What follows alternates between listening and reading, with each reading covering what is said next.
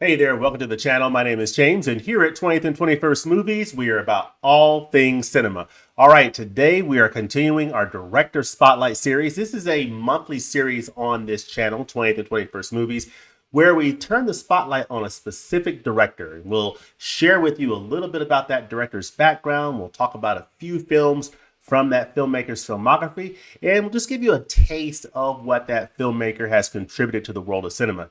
Now, as I said numerous times in previous installments, choosing 3 or 4 films from a particular director is not going to give you the full depth and breadth of everything that they've done, especially if they've been doing this for multiple decades. But the idea is just to give you a taste of a few of the films that that director has done, 3, maybe 4 films that she or he has directed over their career, and just give you an idea, hey, what kind of films have they made and what has been their contribution to the world of cinema? So that maybe if you've never seen a movie from this director, it might pique your interest and you might want to dive into their cinema. I know for me, this is something that I really love in my filmmaking journey, is discovering new filmmakers, new directors. I've discovered a number of filmmakers through diving into the Criterion Collection, Arrow Video, other labels, and just hearing recommendations from folks out in the community, hearing recommendations from you about directors I should check out. Hey, have you seen this film? Have you heard of this director?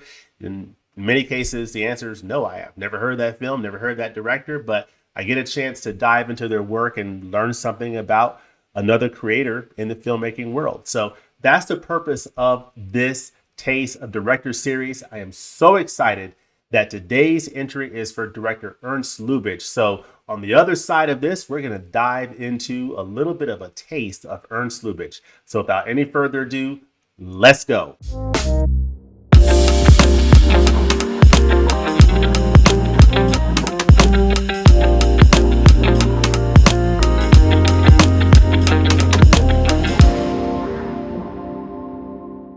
All right, let's talk about Ernst Lubitsch. Of course, Ernst Lubitsch was a fantastic filmmaker. I really enjoy his films. He has his own unique signature style of wit and the way his films are written and his characters are presented. There's just sort of a nice humorous tone to a lot of his works that are just, I think, comfort food type films. I really enjoy the aesthetic of his films. There's an element of comedy. There's an element of dealing with serious issues, but he does it in a way that is, I think, very fun. So I enjoy the films of Ernst Lubitsch. I have not seen most of his films. I've only seen like a handful of his titles, but I've enjoyed every single one of the ones I've seen. And again, I just love the tone of this director's films. So I'm going to cover 4 films in this Taste of Ernst Lubitsch films today. The first 3 of these films I have in my Criterion Collection. Designed for Living, this is from 1933. Heaven Can Wait from 1943. And To Be or Not to Be, starring the wonderful Carole Lombard from 1942. So I'm going to cover these 3 that are in my library. And the 4th film I do not have in my physical media library. It is Trouble in Paradise from 1932.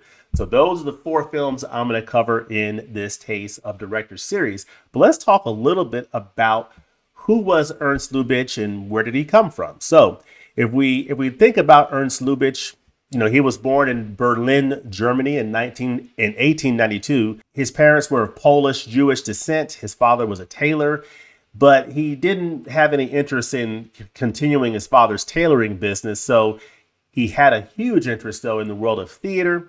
So his father's name was Simon Lubitsch, and he ran a clothing store as a tailor, and his mother, Anna Lindenstreit, was also into his artistic inclinations. So she was a mother who nurtured Ernst's interest in the art world.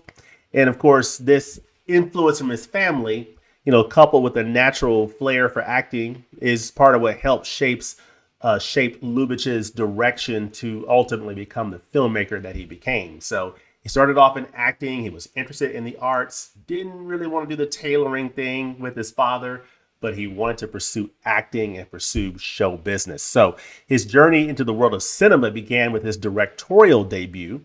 He, of course, started off in Germany, where he was born, during the silent film era. So this is an example of a director who started in the silent film era, transitioned to the talkies era, but he honed his craft in the silent films.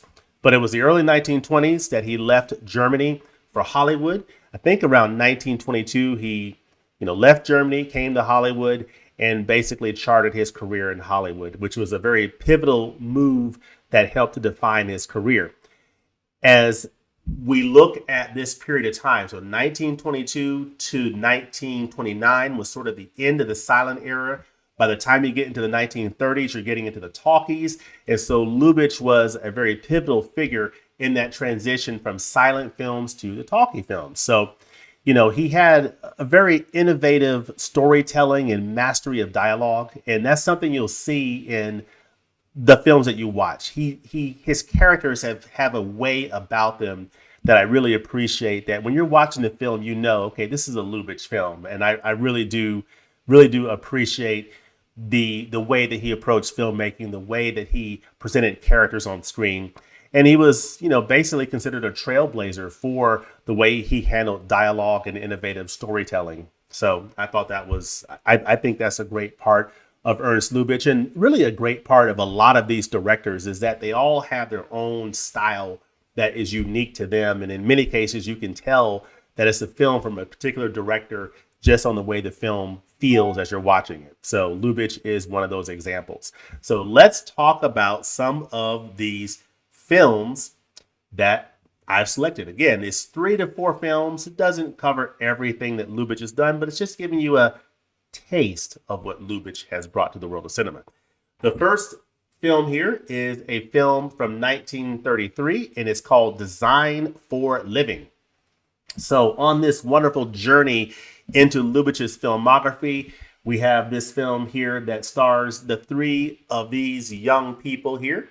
You'll have Gary Cooper, Frederick March, and Miriam Hopkins. They play a trio of Americans in Paris who enter into a very adult gentleman's agreement in this continental pre-code comedy. So that's the operative word there, pre-code. It's a little bit pushing the boundaries of what would have been acceptable once the Hays Code went into place.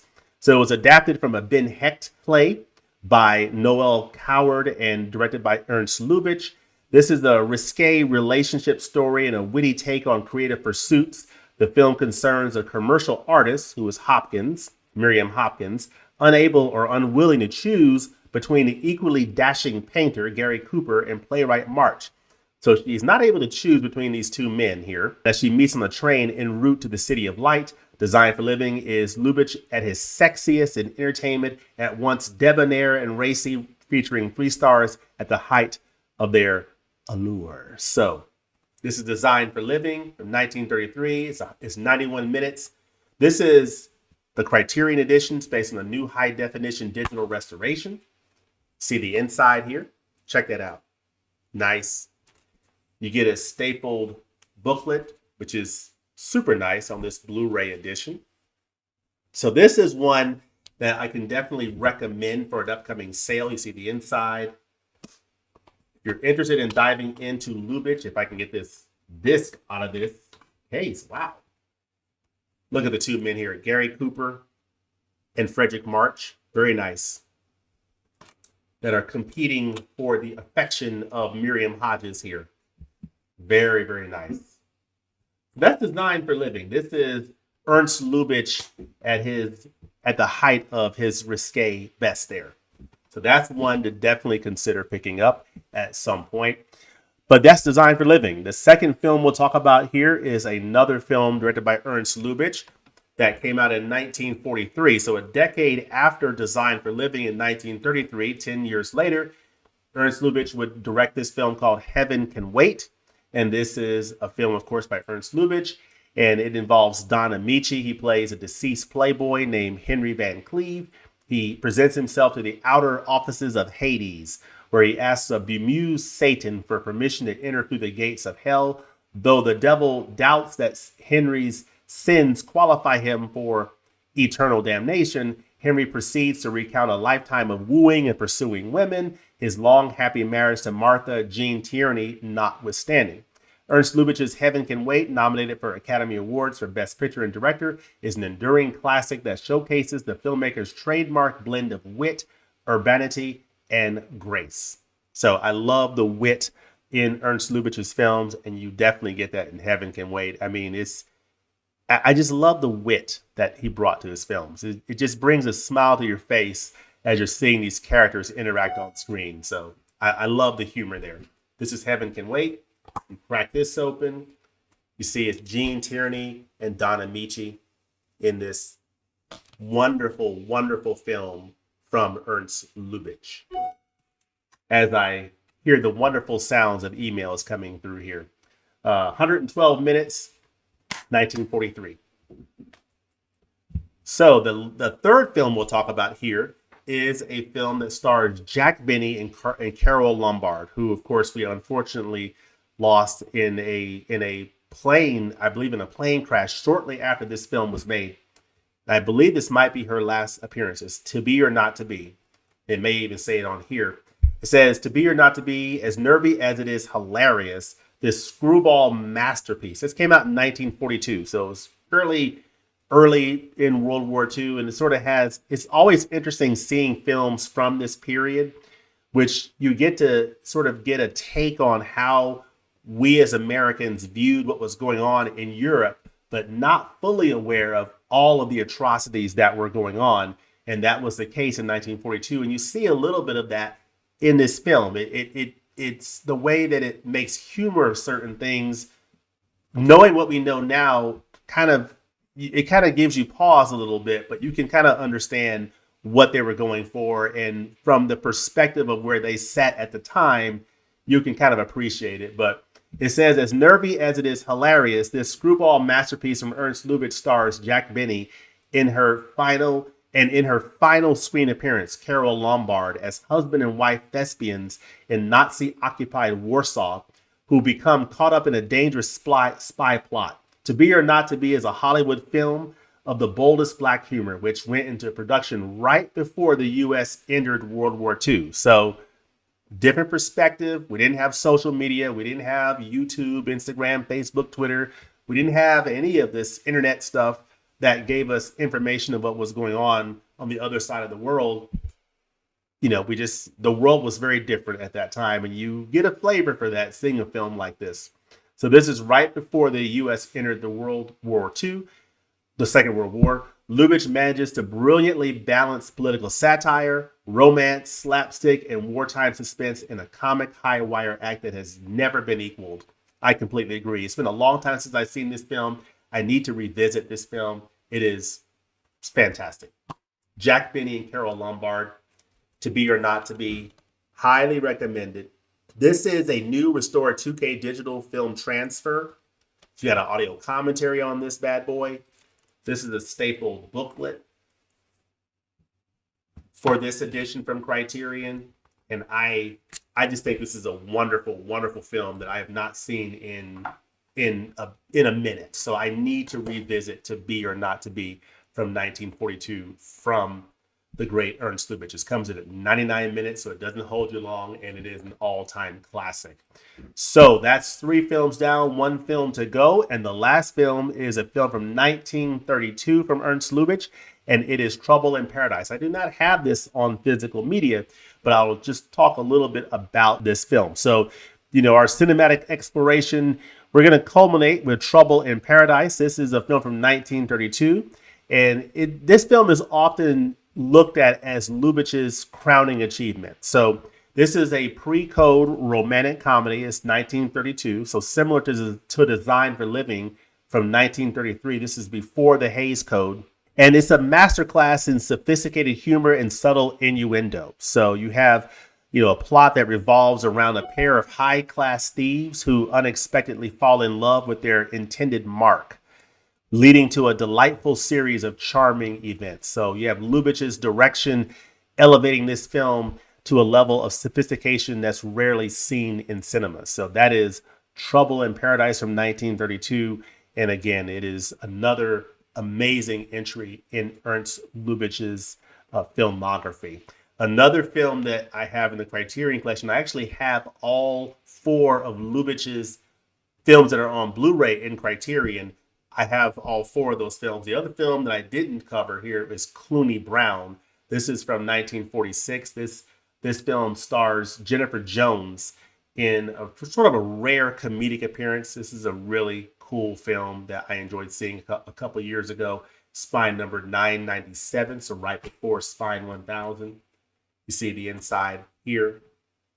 But yeah, really, really cool character. This is not one of his top known films, but it's a really cute little film. Comes in at right at 100 minutes. It's from 1946. So definitely can recommend Clooney Brown as well. So there you have it. Those are the 4 films: Designed for Living, Heaven Can Wait, To Be or Not to Be, and also Trouble in Paradise. Now, I have not seen Trouble in Paradise. I'm going to just take a quick look over here to IMDb and take a look at who stars in Trouble in Paradise to give you a little bit more information on this particular film. So let's just look this up real quick. Trouble in Paradise from 1932. This also stars Miriam Hopkins. This stars Miriam Hopkins, Kay Francis, and Herbert Marshall. And on IMDb, let's see what it says here. On IMDb, it says a gentleman thief and lady pickpocket join forces to con a beautiful perfume company owner. Romantic entanglements and jealousies confuse the scheme. So this is one that I need to check out. I have not seen this one, but thought I would cover this because this is considered one of his, top tier films. I just haven't seen it yet. So I've got to check this one out. So there you have it. Those are the 4 films that we're covering in this Taste Director series. In addition to, these are the 4 films that I have in Criterion Blu-ray of Lubitsch's films. None of them have been released on 4K yet. So we'll be interesting to see if we get any of these titles on 4K from Criterion. But let me know in the comment section below what you think about Ernst Lubitsch films. Are you a fan of Ernst Lubitsch's, work? Let me know what you think about his films, and let me know what some of your favorites are from Ernst Lubitsch. Now, let me just read my notes here real quickly to make sure that I've covered everything here. There's an interesting fact about Lubitsch that I should share with you, that, of course, he was one of the first directors to successfully transition from silent films to the talkie films, to sound films. And it just says here in my notes, his film, The Love Parade, marked a significant shift and was one of the earliest musicals of the sound era. And he received critical acclaim. I've not seen that one yet. So this is just all part of the legacy of Ernst Lubitsch as a filmmaker, is that, he was one of those early pioneers moving from silent films to the sound films. So just a fantastic filmmaker. Again, I love the wit and the humor and the tone of his movies, and they're all just really entertaining, and they just all put a smile on your face with these witty characters, the wonderful dialogue, and just the humorous and funny situations that they find themselves in. But let me know in the comments section what your favorite Lubitsch films are and what some of your favorite performances are from Lubitsch films. Let me know all that in the comment section below. And as always, thanks for watching, and we'll look forward to seeing you next time at the movies. Peace.